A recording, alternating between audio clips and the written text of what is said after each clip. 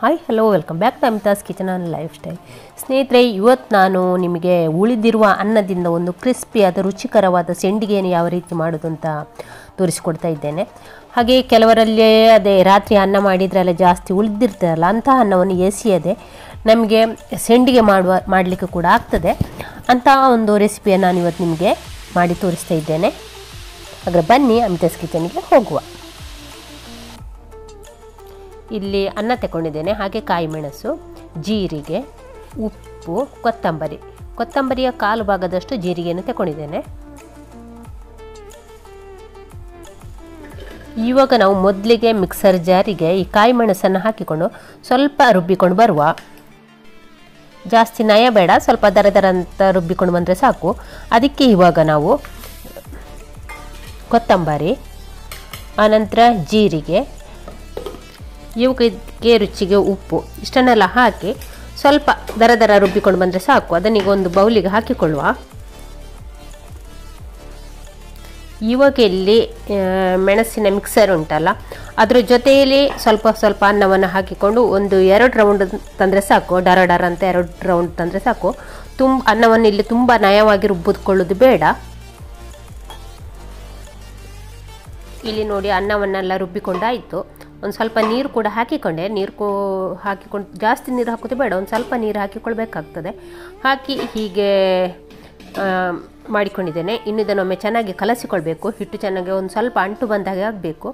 ಈ ರೀತಿ ನೋಡಿ ಎಲ್ಲ ಚೆನ್ನಾಗಿ ಒಮ್ಮೆ ಮಿಕ್ಸ್ ಮಾಡಿಕೊಳ್ಳುವ. ಕೈಯಲ್ಲಿ ಆಗದಿದ್ದರೆ ಸೌಟಲ್ಲಿ ಕೂಡ ಚೆನ್ನಾಗಿ ಹೀಗೆ ಮಿಕ್ಸ್ ಮಾಡಿಕೊಳ್ಬೇಕು.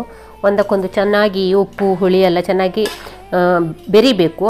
ಹಾಗೆ ಎಲ್ಲವನ್ನು ಕೂಡ ಚೆನ್ನಾಗಿ ಮಿಕ್ಸ್ ಮಾಡಿಕೊಳ್ಳುವ. ಇಲ್ಲಿ ನೋಡಿ, ನಾನು 2 ಪಾತ್ರೆಗೆ ಹಾಕಿ ಚೆನ್ನಾಗಿ ಮಿಕ್ಸ್ ಮಾಡಿ ಇಟ್ಟುಕೊಂಡಿದ್ದೇನೆ. ಈ ರೀತಿ ಮಾಡಿ ಇಟ್ಟುಕೊಂಡಿದ್ದೇನೆ ನೋಡಿ. ಇದು ನಿಮಗೆ ಸೆಂಡಿಗೆ ಹಾಕಲಿಕ್ಕೂ ಆಗಾಗ ಹೀಗೆ ಒಂದು ಗುಪ್ಪೆ ಬೀಳುವ ಹಾಗೆ ಆಗಬೇಕು. ಆ ರೀತಿ ನಾವಿಲ್ಲಿ ಹಾಕಿಕೊಂಡ್ರೆ ಆಯಿತು. ಹಾಗಾದರೆ ಬನ್ನಿ ನಾವು ಇನ್ನು ಸೆಂಡಿಗೆ ಇದನ್ನು ಹಾಕಿಕೊಳ್ಳುವ. ಹಾಕೋದು ಯಾವ ರೀತಿಯಿಂದ ನಾನು ನಿಮಗೆ ತೋರಿಸಿಕೊಡ್ತಾ ಇದ್ದೇನೆ ನೋಡಿ. ಸೆಂಡಿಗೆಯನ್ನು ಈ ರೀತಿ ಹಾಕಿಕೊಂಡ್ರೆ ಆಯಿತು ನೋಡಿ. ಸ್ವಲ್ಪ ದಪ್ಪ ಹಾಕಿಕೊಳ್ಳಿ, ಪರವಾಗಿಲ್ಲ ನೋಡಿ. ಈ ರೀತಿ ಎಲ್ಲವನ್ನು ಕೂಡ ಹಾಕಿಕೊಂಡ್ರೆ ಆಯಿತು ನೋಡಿ. ಇಲ್ಲಿ ನೋಡಿ, ಪೂರ್ತಿ ಸೆಂಡಿಗೆಯನ್ನು ಹಾಕಿಕೊಂಡಾಯಿತು. ಇದನ್ನೊಂದು ಬಿಸಿಲಲ್ಲಿ 4 ದಿವಸ ಆದರೆ ಚೆನ್ನಾಗಿ ಒಣಗಿಸಿಕೊಳ್ಬೇಕು. ಅಂದರೆ ಇದೊಂದು ಸ್ವಲ್ಪ ದಪ್ಪ ಉಂಟಲ್ಲ, ಹಾಗಾಗಿ ಚೆನ್ನಾಗಿ 4 ದಿವಸ ಒಣಗಿಸಿಕೊಂಡು ಸ್ಟೋರ್ ಮಾಡಿ ಇಟ್ಟುಕೊಳ್ಬೋದು. ಹಾಗಾದರೆ ಬನ್ನಿ ನಾವು ಇದನ್ನು ಫ್ರೈ ಮಾಡಿ ನೋಡಿ. ನಮ್ಮ ಅನ್ನದ ಸೆಂಡಿಗೆ ಬಿಸಿಲಲ್ಲಿ ಒಣಗಿಸಿದ್ದೇನೆ, 4 ದಿವಸದ ಒಣಗಿಸಿದ್ದೇನೆ. ಒಣಗಿಸಿದ ನಂತರ ಈ ರೀತಿ ಆಗಿದೆ. ನಾವು ಇದನ್ನು ಫ್ರೈ ಮಾಡಿಕೊಳ್ಳೋ.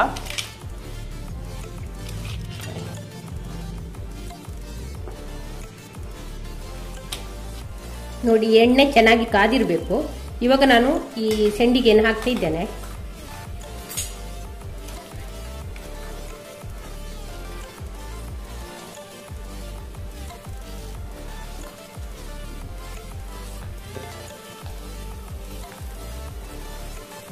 ನೋಡಿ, ಇವಾಗ ಅರಳ್ತಾ ಉಂಟು ನೋಡಿ.